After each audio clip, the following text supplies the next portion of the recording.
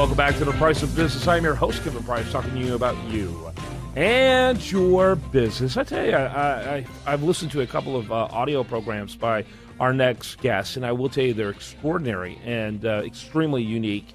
Dr. John Martini is really I don't know, how do you really describe him? He is a person who transforms the way people think.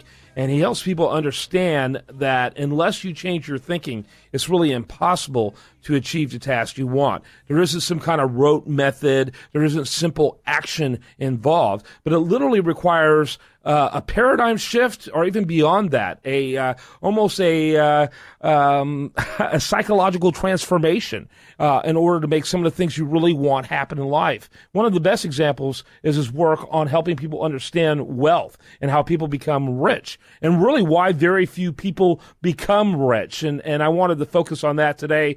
Dr. Demartini, welcome to the program. Well, thank you for having me. Yeah, I'm glad to. So tell us a little bit about your background, and then we'll get into the topic of wealth and why it really is so difficult for people to achieve it. Well, for the last 43 years of my life, I've been dedicated to maximizing human awareness and potential, and been traveling and speaking and writing and researching, and so I just full-time travel and speak and educate today. Mm-hmm. And is your background in psychology, your PhD work? My doctorate was actually in spinal research, spinal education, and as a chiropractor, and also involved in healthcare, and it also was in psychology. That was my undergraduate, biochemistry and psychology. Oh, that's interesting. Okay, let's talk a little bit about wealth and why it is so very few that end up having it. And I love the fact that your program explains that at the very beginning, because there's everyone's looking for get rich, period, let alone get rich quick. And most of the programs out there simply come up short. And I can see why. You point out in your audio program the huge chasms between the programs that are out there in reality. Well, I ask people by the millions how many people want to be financially independent, and they all put their hands up. And then I ask them how many of you are, and they mostly put their hands down.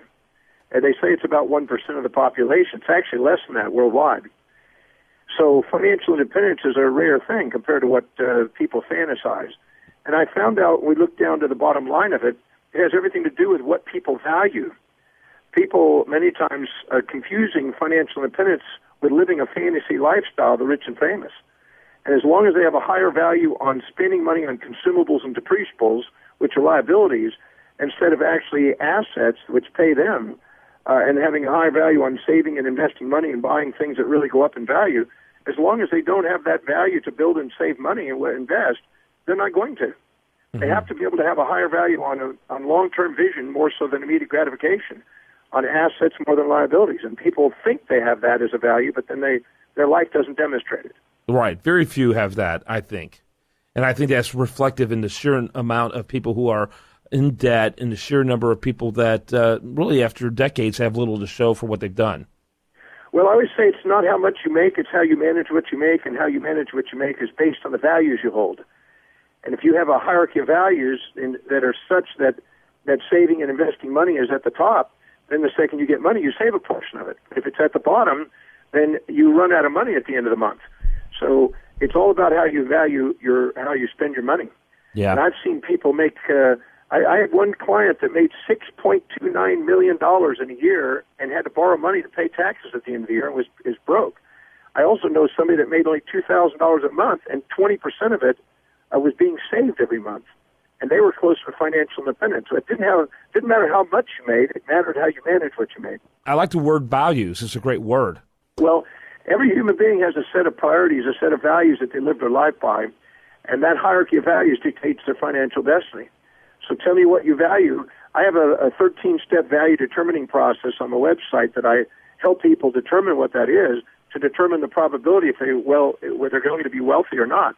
And if for some reason it's not, wealth building is not up in the top ranks of the values, then I have a system on how to raise it so they can increase the probability of having wealth in their life. Because there's 6 steps that I found common to wealthy billionaires, and if a person doesn't have these in their highest values, the probability of them being very financially well off is very low. Mm-hmm. Yeah, I can see that. So how do you make a shift? Is it possible to even make a shift? When I heard your audio program, you made it pretty clear it isn't simple. And I like that. I get tired again of different programs and books I've seen that are out there that we've reviewed at priceofbusiness.com and usdailyreview.com that simply really offer pie in the sky. I like the warning shot over your bow of the reader that, or in this case, a listener, that this isn't going to be easy. Talk a little bit about how to make that shift. Well, I always tell people, that fantasize about having financial independence. I've been blessed to have financial independence for probably 25 years more now. So I've been blessed there, but I didn't start out that way. So I know it can be changed because I've taken thousands of people through it. So it's doable. It's just work. So the first step that I tell people is unless you really have a desire to work and serve people and meet needs, you really don't have a source of income. So if you don't have a work ethic, a desire to want to make a difference in other people's lives, if you have a desire to actually go out and serve people, like Bill Gates is, he's created a software that everybody benefits, and Facebook has created something that thousands and millions of people use. When you actually serve people and make a difference in people's lives and meet their needs, you have a source of income. Mm-hmm. If you don't have a desire to care enough about humanity to go out and meet those needs, then you don't have the first step in building wealth. You really have to step out of your own comfort zone and find a way of helping people. The second thing is to make sure that you build a business that is actually profitable and managed properly and efficiently and effectively so there's a profit. The third is making sure that you save a portion of those profits and actually have a desire to keep a liquid cash cushion. And the fourth one is to make sure that you learn how to invest those in ever greater degrees of risk and reward. And the fifth one is basically have a desire to accumulate wealth, because if you don't, you'll just live it on lifestyle. And the last one is to create a financial cause that leaves a legacy, that leaves a mark in the world, so you can do something beyond your life. If these 6 steps aren't in place, and these aren't on your value list, the probability of being wealthy is very low. I found that every billionaire that I've interviewed has had these 6 things in common. Mm-hmm. And so I always tell people to write down the hundreds of benefits of doing these 6 things, and it will raise it on their value list and their priorities, so it increases the probability that they see opportunities, take advantage of opportunities, and take action. Yeah, by the way, are those 6 things, can they be found over at drdemartini.com? Yes, drdemartini.com. On the website, on the far left, there's a value determining process to determine what your values are. And there's also, if they look through media and look through writings on there, they can find these references. Yeah, I encourage people to learn about it. I think it's fantastic. I also encourage you to go to one of his seminars or buy one of his many audio programs. He's got several, not just in the area of wealth. Real quickly, you only have a couple of minutes left. Talk about some of the other areas that you cover. Well, I've been interested in the last 43 years on anything to do with mastering life and mastering the 7 areas of life. I believe in any area of our life we don't empower, somebody else will overpower. So I'm interested in mind development and maximizing genius and potential, mastering business and building wealth, and mastering wealth building, mastering relationships, because otherwise your wealth can be cut in half, mastering social leadership and empowerment, physical health and well-being, and being inspired by your life. So all of my programs are designed to empower each of those 7 areas.